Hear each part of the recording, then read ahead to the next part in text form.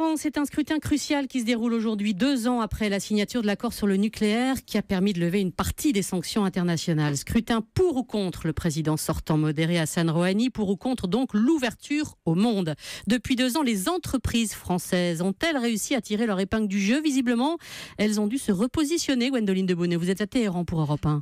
Oui, le cabinet d'avocats Cohen Amir Aslani a vu très vite les effets de la levée des sanctions. Juste après la signature de l'accord, plusieurs entreprises françaises comme le constructeur automobile PSA frappent à sa porte. Décision est prise d'installer un bureau à Téhéran, dirigé par Sophie Gabillot. À l'issue effectivement de plusieurs mois de négociations, est arrivée la signature des contrats, cette fois-ci fermes et définitifs. Par rapport à ce dont l'Iran a besoin, c'est encore trop petit, mais on a de nouvelles demandes. Ça va de l'automobile à l'aéroportuaire, c'est extrêmement varié. D'ici 5 ans, la moitié des voitures produites en Iran pourraient être françaises. Pour les petits entrepreneurs, en revanche, l'Eldorado iranien est semé d'embûches. Romain Quenet et Xavier Monard ont monté la tartine des boulangeries françaises à Téhéran.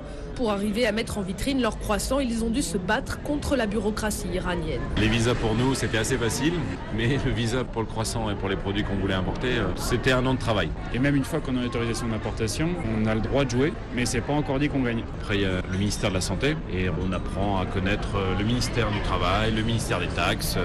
L'administratif en Iran est assez compliqué. Malgré tout, les 2 partenaires sont fiers d'avoir embauché une vingtaine d'Iraniens et comptent rester dans le pays. Gwendoline Debonnet, envoyée spéciale d'Europe 1 en Iran.